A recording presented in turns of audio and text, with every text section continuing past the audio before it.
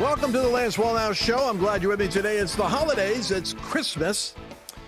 And you know, I'll tell you a little background story here in my office. Occasionally, I might complain about something now and then. And you know, I think it's the overreaction. I was complaining it was too warm in the studio. So we started going Arctic in the studio, like a lot of TV stations. Freezing cold. That's why I'm wearing my Fonzie leather jacket today. I'm not trying to go back to happy days. I just put it on because I was cold. But you know what it made me think about? Mike Lindell, because I also put on these slippers when I wake up in the morning, and I put my feet in there because they're like a furry interior. I don't know what this faux fur is, like rabbit fur, but they're so solid. I actually went shopping accidentally. I look like one of those mafia guys who walks around in public with a bathrobe on. I was, under witness protection. I was walking, and someone pointed out, "Are you wearing Mike Lindell's slippers?" I said, "Oh my gosh, how embarrassing!" But they feel like that. By the way, I now have the Egyptian cotton Giza sheets. I'm glad I got that right. I thought they were Gaza sheets, but that would have been a real faux pas. But they're Giza sheets, and they're nice and soft in your skin. Now, my reason for saying that.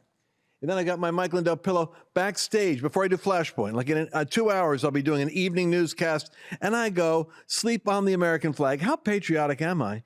When you're thinking about shopping for Christmas, don't underestimate the power of that great patriot, Mike Lindell. And if you ever done the bathrobes, they weigh about 50 pounds. You never want to if you ever wanted to get rid of somebody, just wrap them in a Mike Lindell bathrobe and throw them in a swimming pool, because they'll sink right to the bottom and never get up. These are so heavy. I want you to check out Mike Lindell, because I did a whole Mike Lindell Christmas a couple of years ago. Hey, the pet pillow. Check this out. This is for your pet. And you got to change them every year. I'm told by Chelsea, my producer, every year you got to change them, Lance. I wouldn't know, because I don't have a dog sleeping on a Mike Lindell pillow. But if I did, I'd have a Mike Lindell pillow. And all of these, folks, including... Put your little children's, your little kids can have Bible stories. They can go to bed at night traumatized by being drowned in a flood or Daniel eaten alive in a lion's den. But their little heads are on the promises of God. You want to basically take a look at this. They're telling me stay near the microphone. I'm sorry if my voice is moving in and out as I'm talking. I want you to go to go to mypillow.com. Use code Lance. I have a special relationship with Mike Lindell's products, and therefore I get a special discount. Mike Lindell products at mypillow.com.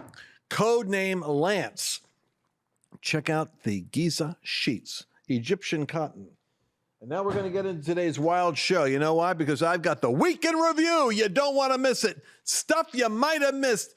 The golden moments in America and in the history that's happening. I'm going to cover it right now.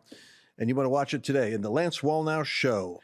I want you to take a look at this media moment today with my favorite senator. He's great for those one-liners. I hope this guy never leaves the Senate, because Brother Kennedy there in Louisiana is always good for those Lincoln moments, those quotes that you really love. I want you to watch this great moment of him taking on the woke influence in athletics. Watch this.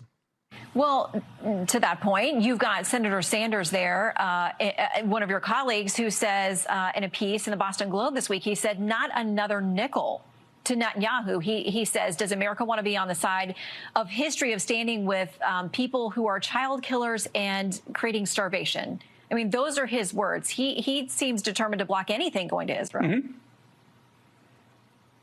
Yes.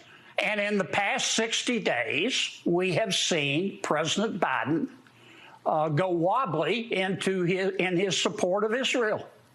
And today, the White House has already leaked to the press early this morning that they're not going to participate in an Israeli response to what Iran just did. Let me say it again. More sheep is not going to solve the wolf problem. My advice to the president today, for what it's worth, Mr. President, don't. Stop it. Support Israel. With respect, go to Amazon and buy a spine online.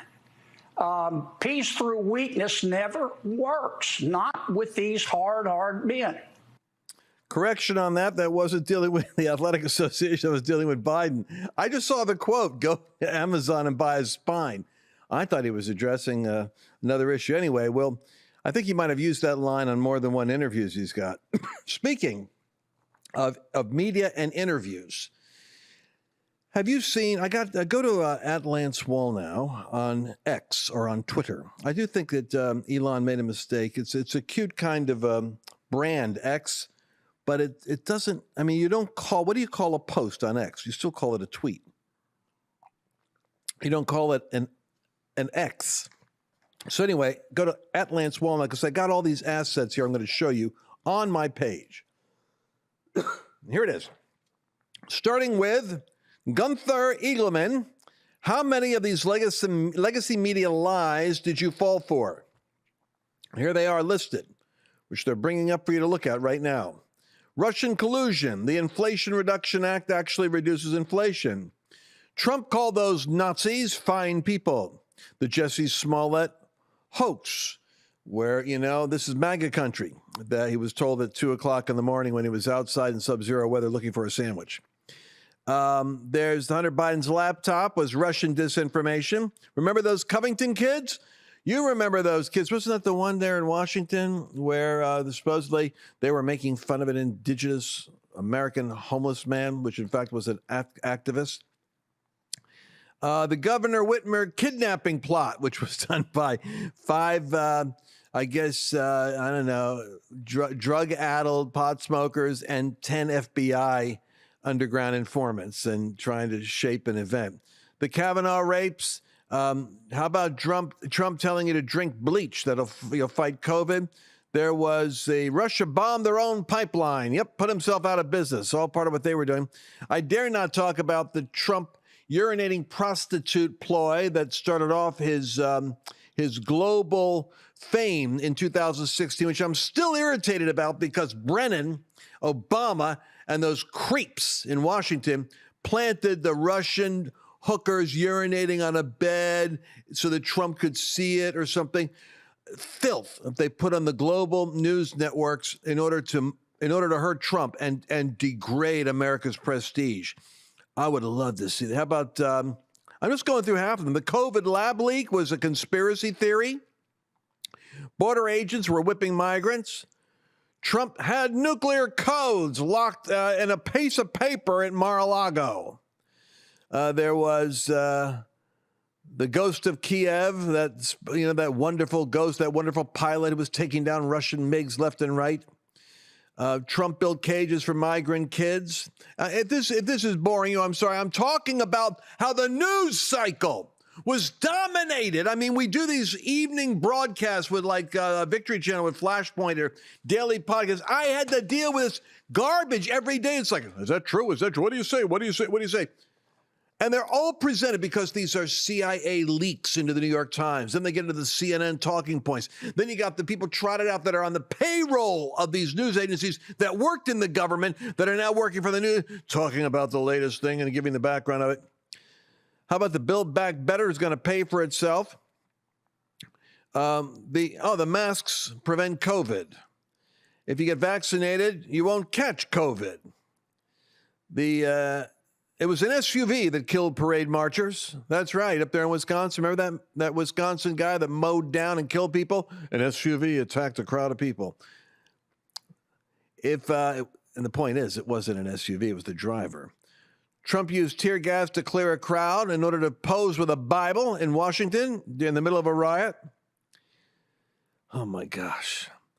The Don't Say Gay was in a bill that DeSantis was trying to squash or something.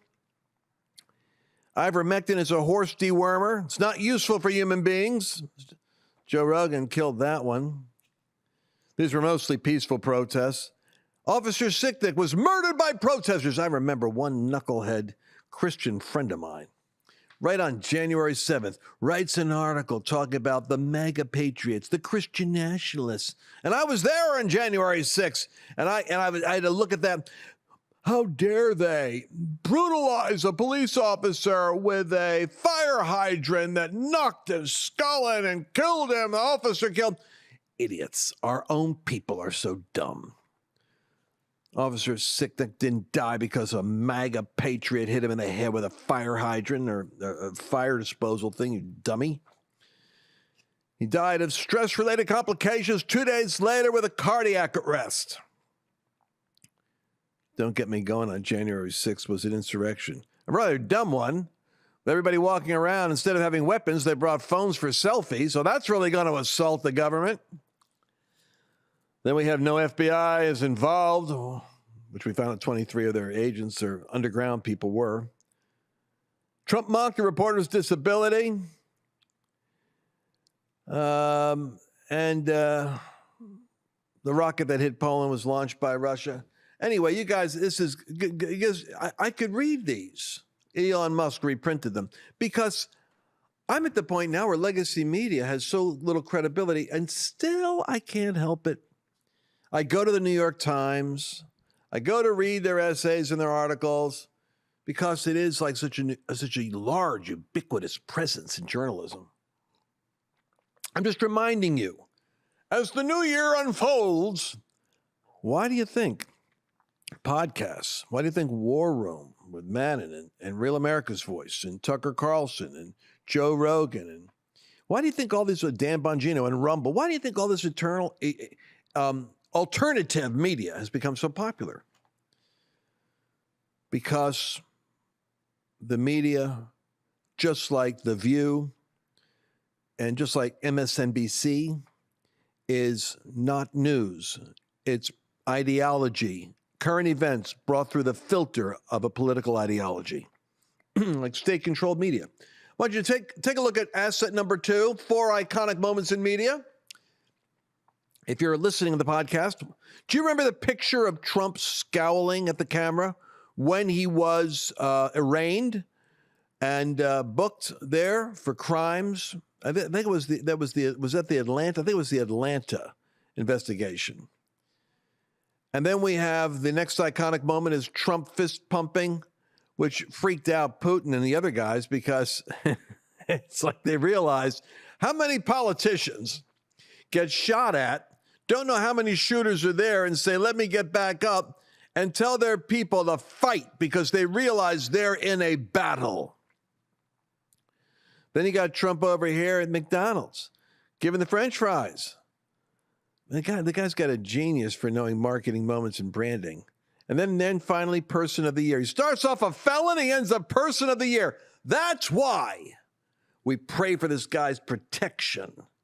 We pray for him.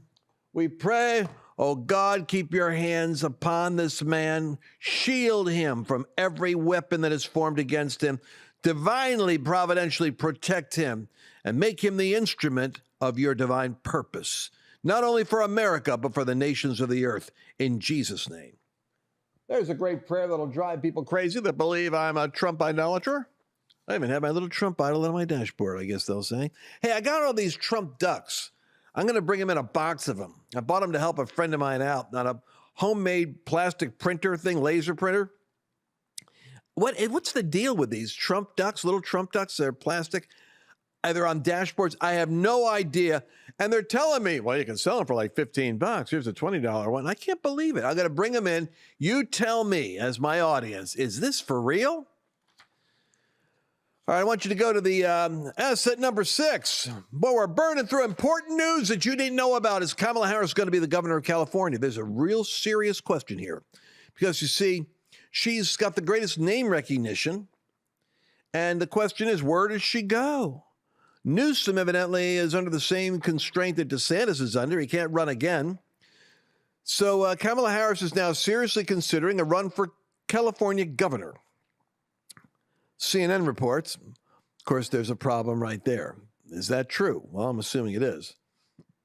She says she's not going quietly into the night. If she runs, California could realistically elect a Republican governor in 2026. I think Democrats are 60% of the state. A solid 40. I mean, listen, we got I hate to say it.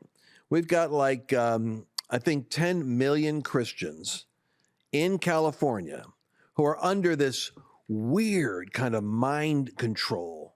It's the groovy hippie era, I think, that got into this rapture focus, which is they believe the end times is coming and nothing you do is going to make a difference. And your vote doesn't really even matter. And Jesus is coming. As a matter of fact, if the Antichrist comes, Jesus comes even faster.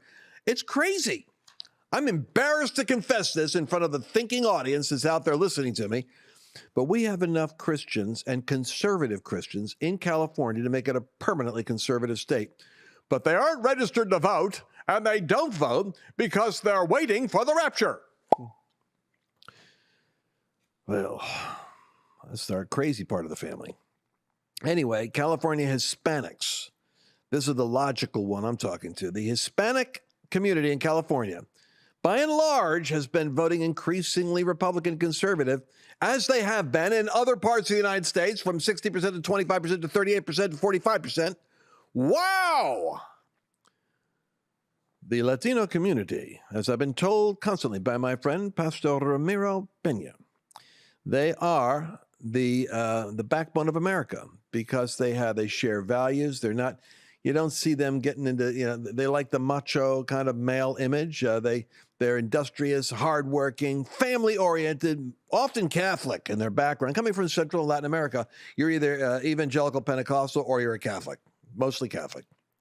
But their values are more in line with America's values.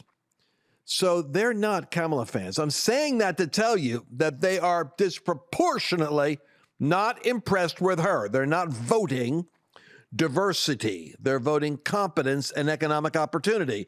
And they see Senor Trump as their way out of poverty and mediocrity. Video number 7. Is this how you feel, America? I'm going right now to the moment of pure energy, patriotism, and the love for America that happened during the Army-Navy game when Trump shows up. Did they boo him? It was almost like going into one of those mixed martial arts arenas at Madison Square Garden. Here you see the receptivity as Trump comes to the game.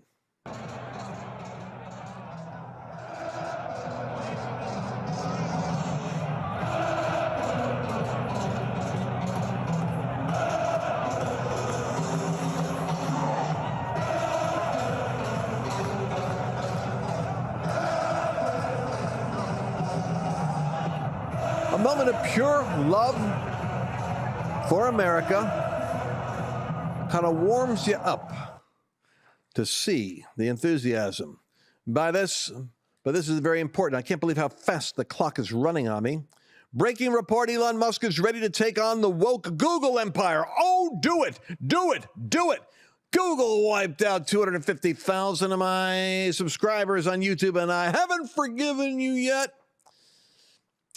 As a search engine, they're notorious for monkeying around with, if you want to put in Hillary or Trump, and they'll take you to every, if I put in Donald Trump's name, it'll take me to every indictment against him. So here's Elon, our George Soros on the right. And he goes, how about if I took on Google and created Xmail? Elon just confirmed X is planning to launch its own email service. Well, why not an email service and maybe a search engine along with an X phone? Could Tony Stark totally disrupt the economics of Google? I want you to go to this very important article number 17, item number 17 with a minute. I'm going to go a little bit over here, folks. Never again, I wrote. Mike Davis. We have to get Mike Davis in the Article 3 project. He's the guy that he talks to all the Supreme Court conservative candidates and coaches them on how they're going to go through a brutal process, but he gets them vetted for the Supreme Court. And Tom Tillis has made some comments regarding he's not going to go for all Trump's, candidates. The senator is not going to be cowed into. And let me explain to you what's going on here. Mike Davis writes to him, I like Tom Tillis a lot, but I strongly disagree with him that conservatives should back down on President Trump's nominees. You better believe it. We're not backing down on President Trump's nominees.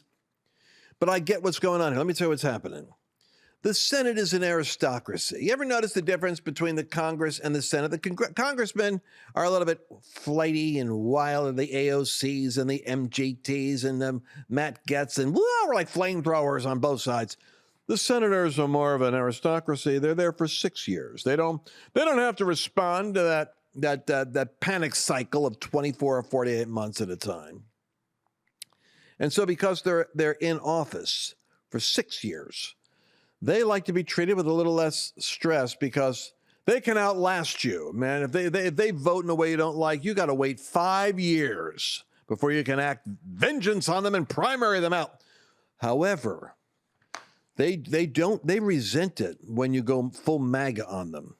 So here's what Tillis says. A lot of these are third parties that are making money from fundraising campaigns. They put ads in there, but double-digit percentages are going to their pockets. Here's what I want to tell them. If they really support President Trump's nominees, they should stand down. Let the nominees win on their own merits. I think most of them will. But, the Heritage Action, and over that, they're ensuring that the Senate conducts this swift confirmation. We don't like feeling pressured. We're the Senate. Well, here's what I'm going to tell you. If you are up for re-election in midterms in the next 2 years, do not shoot down Trump's nominees. This is what they know. They will be primary because the MAGA populist movement will exact a form of political vengeance which will uproot them from their office and plant a patriot in their place. And after all, we've got to take over the Republican Party. Just the fact that we have 52 in the Senate doesn't mean we control the Senate, because we have to learn what Soros and the dangerous left did. They took over their party. They planted Barack Obama. They've had crazy people ever since then. They took over. The radicals took over their party. And now the rational are taking over Republicans. Well, I can't believe how much ground we've covered once again. Mike Davis, I love Mike Davis. You want to check out the Article 3 project? And your dog needs this pillow. Resting better and more comfortable than ever. I'm going to go lay down on my patriotic pillow and take a brief nap before I show up again for the next news cycle. And don't forget, it's Giza, not Gaza. Your Giza sheets that are Egyptian cotton, smooth, silky, cool, temperature controlled. Plus, I'm telling you, the bathrobe and the slippers. I bought them for my whole family. I got slippers for every member. I can't say that it was a crescendo of excitement when they all opened up their big bundle of Mike Lindell MyPillow products, but I felt gratified that everyone in my family has a Mike Lindell bathrobe and pair of slippers to match. And you know what?